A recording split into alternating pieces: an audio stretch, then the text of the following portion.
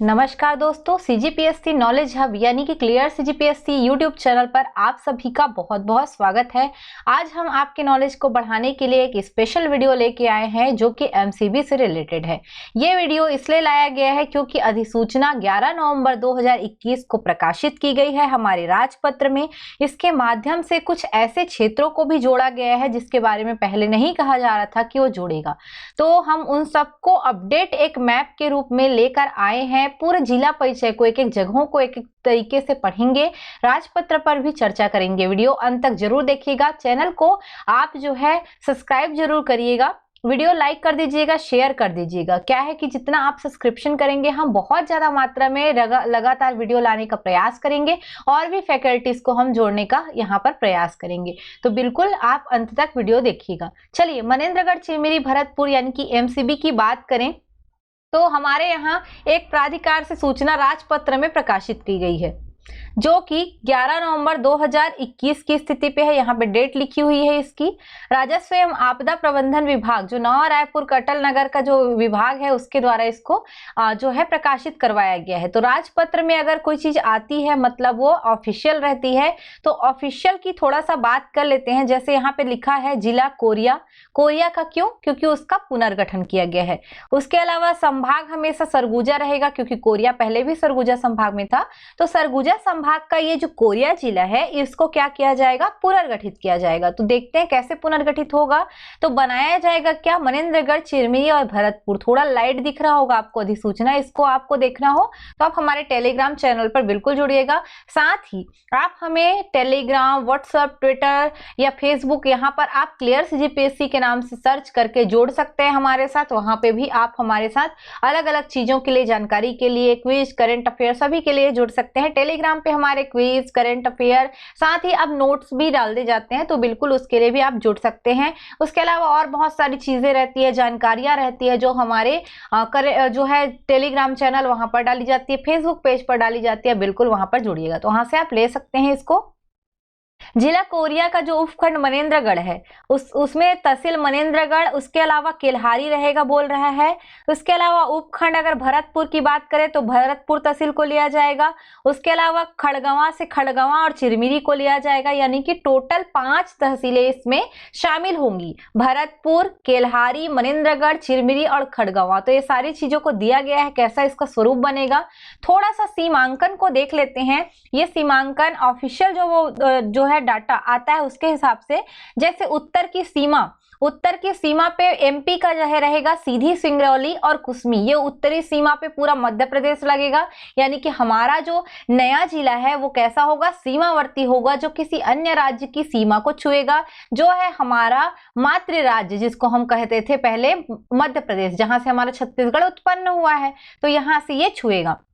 दक्षिण की बात करें दोस्तों तो दक्षिण में आपको पोड़ी उपरोड़ा, जो जिला कोरबा का जो तहसील है वो रहेगा, और साथ ही कुछ सीमा आपकी सूरजपुर की लगेगी। ये अपडेट एक हुआ क्योंकि पहले कहा जा रहा था खड़गवां शामिल नहीं होगा, फिर खड़गवां ने भी बोला कि उन्हें भी शामिल होना है। तो सूरजपुर की सीमा, जो खासकर रामानुजनगर जो तहसील है उसकी सीमा इससे लगेगी दक्षिणी क्षेत्र में। पूर्व की बात करेंगे तो पूर्व में बैकुंठपुर आपका तहसील सहित, यानी कि कोरिया जिला का जो तहसील है बैकुंठपुर, जिला मुख्यालय भी है वो पूरा लगेगा। उसके अलावा आपको सोनहट, ये भी पूर्व में देखने को मिलेगा। पश्चिम की बात करेंगे तो पश्चिम में आपको जो है गौरेला, पेंड्रा, मरवाही जिला दिखेगा, यानी कि जीपीएम जिला दिखेगा। साथ ही एमपी का अनूपपुर और शहडोल जो जिला है वो भी आपको देखने को मिलेगा। तो पूरी ये सीमाएं हैं जो ऑफिशियली राजपत्र में प्रकाशित की गई है। चलिए, इसी के आधार पर हम जो है अपना मैप देखते हैं जिस पर हम आज वर्क करने वाले हैं। तो ये आपका छत्तीसगढ़ है। छत्तीसगढ़ में चलिए जूम करके देख लेते हैं कोरिया जिला पहले कैसा दिखता था। तो कोरिया का ये कुछ स्वरूप हुआ करता था, जहां पर अब जो है परिवर्तन देखने को मिल रहा है। परिवर्तन के रूप में एक सीमा कटकर कुछ जेड शेप में मनेंद्रगढ़, भरतपुर, चिरमिरी यानी कि एमसीबी की सीमा कटेगी। हल्का सा जेड आकार में आपको दिखेगा, अगर आप देख पा रहे होंगे। एल भी बोल सकते हैं, पर एल से अच्छा ये जेड आकार ले सकते हो आप, हल्का जेड आकार में आपको दिखेगा ये चीजें। अगर हम इसको जूम करके के अलग से ले फ्रेश पेज में तो आपको कुछ ऐसा जिला दिखेगा, आपके जिले का स्वरूप जो रहेगा कुछ ऐसा रहेगा। और यहाँ से कोरिया जो है कोरबा को टच करना बंद कर देगा, यानी कि बिलासपुर संभाग को कोरिया जो है टच करना बंद कर देगा, केवल इसी के कारण क्योंकि यहाँ पे हल्का सा निकला हुआ पार्ट आपको दिखेगा। तो इसी पर हम पूरा चर्चा करेंगे। तो चलिए शुरू करते हैं। सबसे पहले तहसीलों को देख लीजिए, भरतपुर, केल्हारी, मनेंद्रगढ़, चिरमिरी और खड़गवां, ये 5 तहसीलों के साथ हमारा नया जिला एमसीबी रेडी होने वाला है। जरा इसका देख लेते हैं हम, इसमें और क्या क्या मिलने वाला है। तो सीमाओं को खींच लीजिए। सबसे पहले मध्य प्रदेश को याद रखिएगा, मध्य प्रदेश एक सीमावर्ती राज्य रहेगा जो हमारा लगा रहेगा नए जिले एमसीबी से, तो मध्य प्रदेश को याद रखिएगा। खासकर मनेंद्रगढ़ जो जिला है यानी कि एमसीबी जो जिला है वो भी एक सीमावर्ती जिले के रूप में रहेगा। राज्य कौन सा लगेगा सीमा से, तो मध्य प्रदेश लगेगा, हमारा मातृ राज्य भी था, ये याद रखिएगा। थोड़ा सा हम जिलों की सीमा को काट लेते हैं, कौन कौन से जिले ऐसे हैं जो हमारे नए जिले एमसीबी को छुएंगे, तो इसको आप देख लीजिए। इसमें रहेगा सबसे पहले कोरिया, जो कि हाँ अब जो है एमसीबी का क्या कहलाएगा, मातृ जिला कहलाएगा। जहां से एमसीबी उत्पन्न हुआ वो है कोरिया, याद रखिएगा। 1998 में 25 मई 1998 को इस कोरिया का गठन किया गया था। अब कोरिया को पुनर्गठित करके 1 जनवरी से एक नया जिला बन जाएगा एमसीबी। उसके अलावा सूरजपुर की भी सीमाएं लगेंगी, उसके अलावा कोरबा की सीमाएं लगेंगी। इसके अलावा आपको एक और सीमा याद रखना है जो है जीपीएम की, यानी कि टोटल देखेंगे आप 1 राज्य और 4 जिलों से ये घिरा हुआ जिला हमारा दिखेगा। तो चार जिले कोरिया, सूरजपुर, कोरबा और जीपीएम, 1 राज्य एमपी आपका होने वाला है। इसके बाद हम कुछ सीमा खींच देते हैं, जैसे भरतपुर की सीमा, थोड़ा बहुत इसमें हो सकता है फेरबदल हो क्योंकि अभी भी वेबसाइट के जो अपडेट है उसमें केल्हारी और चिरमिरी का जो सीमांकन है वो नहीं किया हुआ है, तो हमने यहाँ पे हल्का सा लेके किया है। जैसे केल्हारी का सीमांकन कर देते हैं, मनेंद्रगढ़ का सीमांकन तो पहले से था, खड़गवां को काट के चिरमिरी बनाया गया था तो उसका सीमांकन कुछ इस तरीके से आपको मिलता है। तो 5 तहसीलें, उनका सीमांकन आप देख सकते हैं। इन्हीं 5 तहसीलों को अब एक एक करके फोकस करते हैं। सबसे पहले देखते हैं भरतपुर एरिया, यहाँ पे क्या मिलने वाला है हमको। वैसे तो ये गोंडवाना चट्टान से बनी हुई है, पूरा जो क्षेत्र है कोयले के लिए बहुत प्रसिद्ध है, लाल पीली मिट्टी का यहाँ पे पूरा विस्तार पाया जाता है। तो अब इसमें जो है देखते हैं भरतपुर एरिया में हमें क्या मिलता है। सबसे पहले हरदी को याद रखिएगा, हरदी हर चौका भी कहा जाता है कभी कभी इसको। यहाँ पर प्राचीन देवी देवताओं के बहुत ही ज्यादा भग्नावशेष मंदिरों के प्राप्त हुए हैं। इंपॉर्टेंट एक पुरातात्विक स्थल भरतपुर जो तहसील है उसके अंतर्गत ये आता है। सीतामढ़ी हर चौका रामगन वन गमन पथ के लिए भी प्रसिद्ध हुआ था। सीतामढ़ी पे और हर चौका पे है सीता की रसोई। साथ ही यहाँ पे 12 विभिन्न शिलाखंडों पे बने एक कमरे हैं, जहां पर 12 अलग अलग खंडों पर जो कमरे हैं उसमें शिवलिंग स्थापित है, जिसे 12 ज्योतिर्लिंग का प्रतीक माना जाता है। कहते हैं कि रामायण काल में यहाँ पर सीता माता, लक्ष्मण जी और राम जी इस शिवलिंग की पूजा किया करते थे। तो वो राम वनगमन पथ यहीं से शुरुआत होगा हमारे छत्तीसगढ़ में। उसके अलावा कोटाडोल में अशोक की मूर्ति मिली है, साथ ही एक सारनाथ स्तंभ मिला है, जिसमें ये पता चलता है कि तत्कालीन जो सम्राट अशोक थे उनका जो प्रतीक चिन्ह था वो सारनाथ हुआ करता था।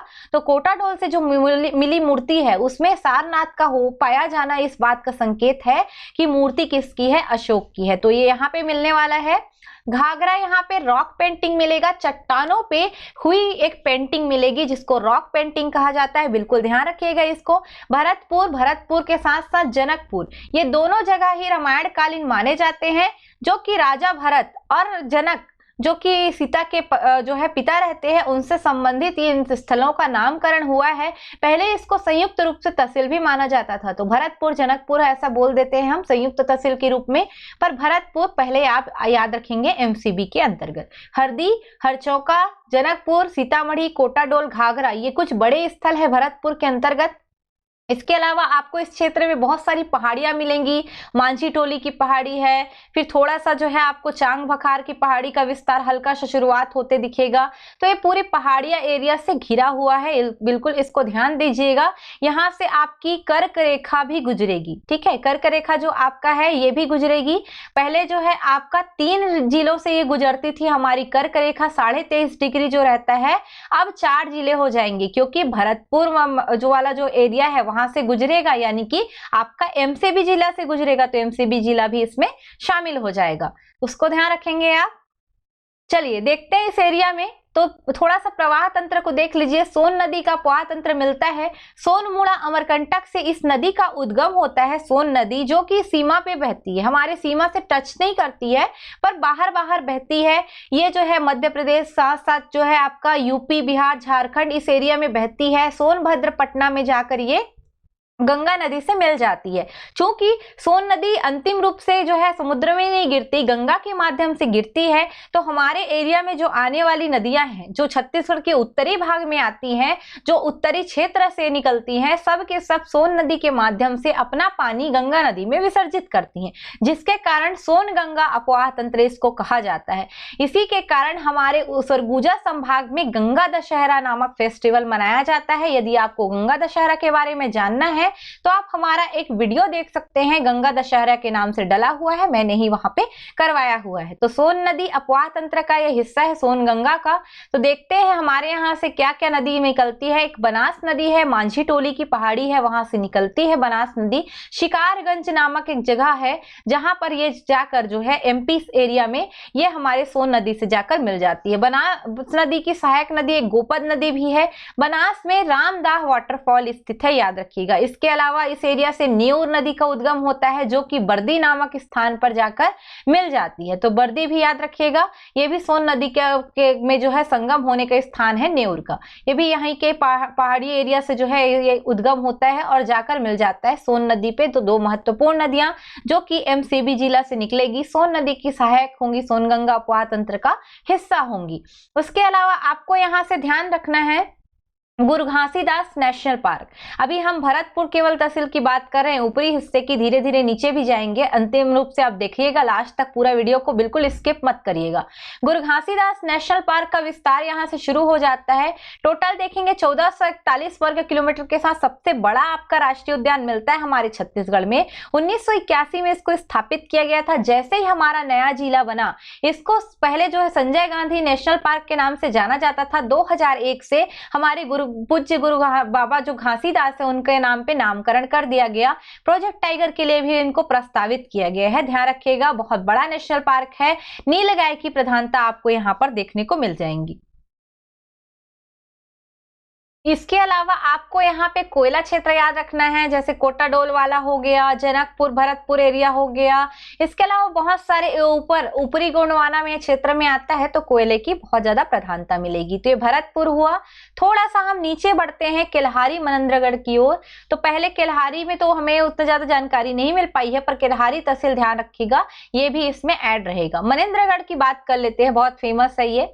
NH43 यहाँ से गुजरता है। NH43 आपका मध्य प्रदेश साइड से आती है, मनेन्द्रगढ़ होते हुए, बैकुंठपुर होते हुए, सूरजपुर जाते जाते अंबिकापुर साइड ये जाने वाली है। पूरा मनेन्द्रगढ़ से शुरू होकर अंबिकापुर तक, उसके आगे भी जाती है। तो बिल्कुल ध्यान रखिएगा 43 ये पूरा जो है आपको मिलेगा। इस यहाँ पे सड़क जो है, इसके अलावा रेलवे लाइन की सुविधा भी यहाँ पे मिल जाएगी, जो अनूपपुर से आती है। उसके बाद ये रेल लाइन पूरा अंबिकापुर तक जो है फैलती हुई दिखेगी, पूरा फैली हुई है, यहाँ पे विस्तार दिखेगा। तो आप रेलवे लाइन के माध्यम से भी यहाँ पे जा सकते हैं।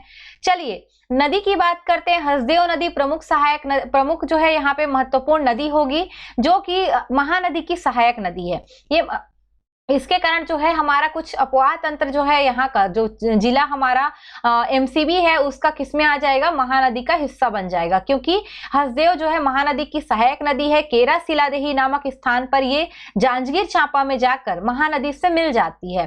देखेंगे तो हस्तुसोमा इसका प्राचीन नाम है। 176 किलोमीटर की इसकी टोटल लंबाई है। सोनहट के पठार से इसका उद्गम होता है। मनेन्द्रगढ़ एरिया में बहते बहते चिरमिरी होते हुए ये कोरबा में इसमें फिर जो है आपको मिनी माता बांध वगैरह दिखेगा, बड़ा बड़ा डैम। उसके बाद सीधा जांजगीर चांपा में जाती है और ये मिलती है महानदी से। महानदी में बिल्कुल जाकर ये मिल जाती है केरा सिलादेही नामक स्थान पर। अगर झींग, तान, उत्तेंग, चोरनई या फिर जटाशंकर बोल दीजिए, ये सारी चीजें इसके सहायक नदियों में आते हैं हसदेव के। हसदेव की बात करें तो अमृतधारा वाटरफॉल बहुत बड़ा यहाँ पे है, जहाँ पे तपसी बाबा का आश्रम भी है। उसके अलावा हसदेव के आसपास हसिया और हसदेव नदी के संगम पर एक फॉसिल पार्क बनाया जा रहा है। तो बीरबल साहनी का जो इंस्टीट्यूट है वहां से लोग आकर इस पर रिसर्च कर रहे हैं हमारे मनेंद्रगढ़ जिले पे। तो मनेंद्रगढ़ का पूरा ये जो कॉन्सेप्ट है ये पूरा हमारे सर जो है तुषार सर वो यहीं के हैं, तो उनसे पूरा सलाह मशवरा करके इस वीडियो को तैयार किया गया है। बिल्कुल ध्यान रखिएगा इस चीज को। उसके अलावा तुर्रा धाम यहाँ पे एक पर्यटन स्थल मिलेगा। उसके अलावा झगराखंड जो कोयले के लिए प्रसिद्ध है। बोरीडांड भी यहाँ पे है, एक स्टेशन भी है बोरीडांड।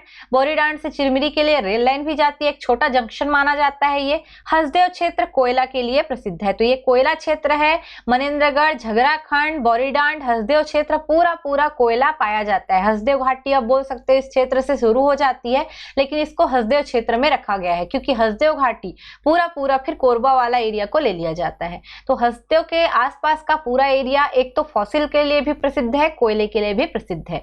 बात करेंगे हम आगे तो चिरमिरी खड़गवां को जल्दी से देखते हैं। चिरमिरी एक नगर निगम है, कंचन जायसवाल वर्तमान में महापौर है यहाँ पे। चिरमिरी एक कोयले के लिए भी प्रसिद्ध है, पूरा कोयला क्षेत्र है। कुरासिया भी कोयला क्षेत्र है। इसके अलावा कटकोना, ये भी चिरमिरी जो तहसील है उसके अंतर्गत कटकोना भी क्या है, कोयला क्षेत्र है। पूरा वो ब्लॉक जो है चिरमिरी के अंतर्गत आता है, जितने कोयला क्षेत्र है सभी के सभी। बात करें खड़गवां की तो एक जनपद पंचायत खड़गवां में पोड़ी नाम के स्थान पर पोड़ी जगन्नाथ का मंदिर है, जिसे यहाँ लोगों ने बसाया है। पूरा ये जगन्नाथपुरी की तर्ज पर यहाँ पूजा पाठ किया जाता है, उसी की तरह इनको माना जाता है, तो ध्यान रखेंगे आप बिल्कुल। चलिए पूरे मैप को एक साथ देखते हैं। तो स्वरूप कुछ इस तरीके से दिखाई देने वाला है। मैंने कुछ चीजों को यहाँ से गैप किया हुआ है जो डिटेलिंग थी, पर इसमें आपको एक पूरा मैप मैंने प्रोवाइड किया हुआ है। तो आपका एमसीबी जिला कुछ इस तरीके से दिखाई देने वाला है। हमने ये पूरा अपडेट लगभग आपको दे दिया अंतिम रूप से। उसके बाद थोड़ा सा आप देख लीजिए कुछ जानकारियों को जो आपके काम आ सकती है। 15 अगस्त 2021 को इसकी घोषणा हुई थी। भूपेश बघेल जो मुख्यमंत्री है वर्तमान में, उन्होंने यह घोषणा की 4 जिलों के साथ। 4 जिलों में शामिल थे आपका शक्ति, उसके अलावा सारंगगढ़, बिलाईगढ़, मोहला, मानपुर और मनेंद्रगढ़ जो था शामिल था। बाद में चिरमिरी और भरतपुर वालों ने भी बोला कि उन्हें भी शामिल होना है, तो जब तीनों को मिला के एमसीबी नाम दिया गया। किल्हारी और खड़गवां को इसके अंतर्गत शामिल किया गया। अधिसूचना 11 नवंबर 2021 को जारी की गई। अंतिम रूप से जो है अभी तक नहीं आई है, अंतिम रूप से 1 जनवरी 2022 को ये नए जिले के रूप में आ जाएगा और उसके बाद हमारा पूरा मैप छत्तीसगढ़ का अपडेट हो जाएगा। जिला मुख्यालय मनेंद्रगढ़ होने वाला है। चिरमिरी के साथ थोड़ा सा इशू चल रहा था, पर मनेंद्रगढ़ को आप मान के चलेंगे अंतिम रूप से वही आपका जिला मुख्यालय बनेगा। कोल, भील, कोलम, इन सभी जो जनजातियां हैं उनका पूरा आपको यहाँ पे संस्कृति देखने को मिलेगी। गंगा दशहरा, सरहुल, कर्मा पर्व के साथ ये पूरा एरिया सांस्कृतिक रूप से, धार्मिक रूप से, ऐतिहासिक रूप से बोलिए या पारंपरिक जो त्योहारों हैं सभी के लिए ये जिला जो है एकदम से बोल सकते हो आप संपूर्ण रूप से बहुत ही एक महत्वपूर्ण जिला है, हमारी संस्कृति को दर्शाने वाला। और इस जिले पर पूरा हमने एक प्रस्तुतिकरण आप सभी के सामने लाया। आपको वीडियो पसंद आएगा तो जरूर लाइक करिएगा, शेयर करिएगा, चैनल को सब्सक्राइब कर दीजिएगा ज्यादा से ज्यादा। थैंक यू, धन्यवाद अब यहाँ तक वीडियो को देखने के लिए। जय जोहार, जय छत्तीसगढ़।